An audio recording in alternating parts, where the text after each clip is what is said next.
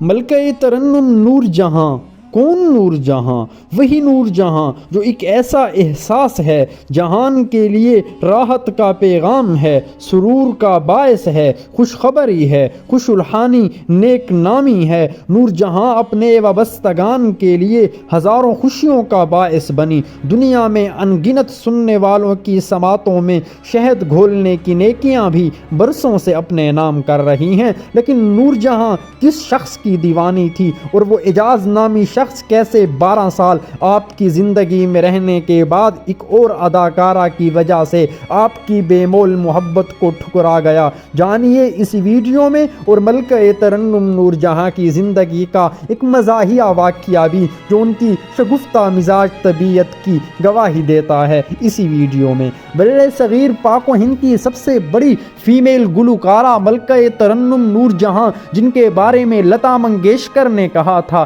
کہ جب ملکہ ترنم نور جہاں کو ہم سنتے ہیں تو بے ساختہ ان کی آواز کے سریلے پن سے کسی اور ہی سریلی دنیا میں چلے جاتے ہیں۔ ملکہ ترنم نور جہاں پنجاب کے ایک دیہات میں پیدا ہوئی۔ آپ کا نام اللہ وسائی تھا، اور بلا شبہ اللہ تعالی نے اس شاندار گلوکارہ پر ایسے نصیب کی بارشیں برسائیں کہ اللہ وسائی ہی نام بنتا تھا۔ ناظرین و سامعین، میں آپ کو بتاتا چلوں، نور جہاں بچپن ہی سے، جب وہ ابھی بولنا بھی نہیں سیکھی تھی، اپنے توتلے انداز میں گنگنایا کرتی، نعتیں پڑھتی، فوک گیت جو دیہاتوں میں آج بھی ہوتے ہیں۔ وہ ملکہ ترنم نور جہاں جب اپنی آواز سے گاتی تو پھر کہنے والے اور سننے والے بتاتے ہیں کہ ملکہ ترنم نور جہاں کی شہرت پورے علاقے میں پھیل چکی تھی۔ ملکہ ترنم نور جہاں کی طبیعت میں سریلے پن کے ساتھ ساتھ شگفتہ مزاجی اور مزاح بھی بہت زیادہ تھا۔ اس قسم کا ایک واقعہ میں آپ کے سامنے پیش کرتا چلوں۔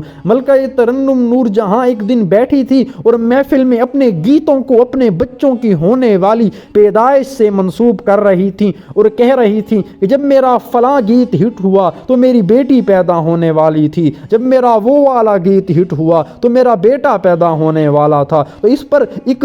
ڈھولک نواز نے تنگ آ کر کہا، میڈم کیا کبھی آپ نے کوئی گیت خالی پیٹ بھی گایا ہے؟ یعنی کہ اس پر پھر ایک بھرپور کہا اٹھا، اور ملکہ ترنم نور جہاں بے ساختہ ہنسی سے لوٹ پوٹ ہو گئیں۔ ناظرین و سامعین، ملکہ ترنم نور جہاں نے 2 شادیاں کی۔ پہلی شادی شوکت رضوی سے 1944 میں ہی ہوئی، جب وہ بیبی نور جہاں سے نور جہان بن گئی۔ ملکہ ترنم نور جہاں کی زندگی میں شوکت رضوی کا کردار بڑی اہمیت کا حامل ہے، کیونکہ ایک تو وہ ان کے شوہر تھے، دوسرا انہوں نے اپنی زندگی میں میڈم نور جہاں کو اپنی بے مثال ڈائریکشن کی وجہ سے کچھ اس طریقے سے منظر عام پر لایا کہ اور خاتون گلوکاراں یہ جاننا چاہتی تھیں کہ کس طریقے سے ملکہ ترنم آتی ہے، گاتی ہے اور پھر اپنی دھاک بٹھا کر چلی جاتی ہے۔ ملکہ ترنم نور جہاں کی وہ پہلی شادی کسی ناخوشگوار واقعے کی وجہ سے، جب ان کے شوہر نے آپ کو ایک سابق فاسٹ بولر نذر محمد کے ساتھ پکڑا،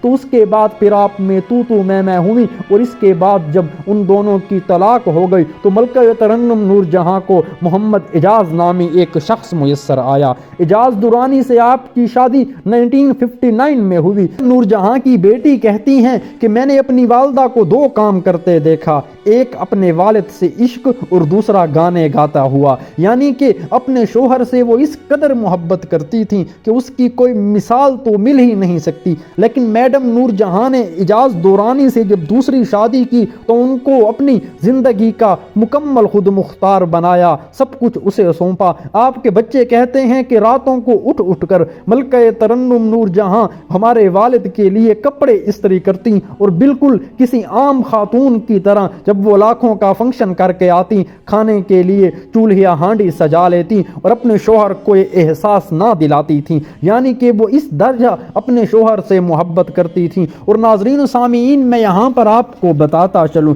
ملکہ ترنم نور جہاں کو مختلف ملکوں میں پہچان حاصل تھی، ہزاروں لاکھوں لوگ آپ پر مر مٹنے کے لیے تیار ہوتے تھے، لیکن آپ اپنے شوہر اعجاز درانے کی دیوانی اور چاہنے والی تھی۔ اور اسی کے ساتھ ساتھ ویور کے لیے شاید یہ بات حیرانی کا باعث ہو، ملکہ ترنم کی اپنے شوہر سے علیحدگی کسی بڑی یا اہم وجہ سے نہیں ہوئی، بلکہ ایک اداکارہ، فردوس جو بڑی لمبے قد کی مالک تھی ان کی وجہ سے ہوئی۔ ملکہ ترنم کے شوہر اعجاز درانی کی زندگی میں جب فردوس نامی اداکارہ آئیں تو انہوں نے چونکہ اپنی ڈائریکشن کے بلبوتے پر فردوس کو اپنی فلموں میں کاسٹ کرنا شروع کر دیا۔ پہلے پہل تو میڈم نور جہاں کو یہ نارمل ہی لگا، لیکن انہوں نے جب دیکھا کہ ان دونوں کے تعلقات تو کچھ زیادہ ہی بڑھتے جا رہے ہیں تو انہوں نے پہلے فردوس بیگم کو منع کیا، لیکن جب وہ منع نہ ہوئی تو اپنے شوہر سے درخواست کی، کیونکہ ان کے سامنے وہ سخت الفاظ میں یا انداز میں کوئی ایسی بات نہیں کرنا چاہتی تھی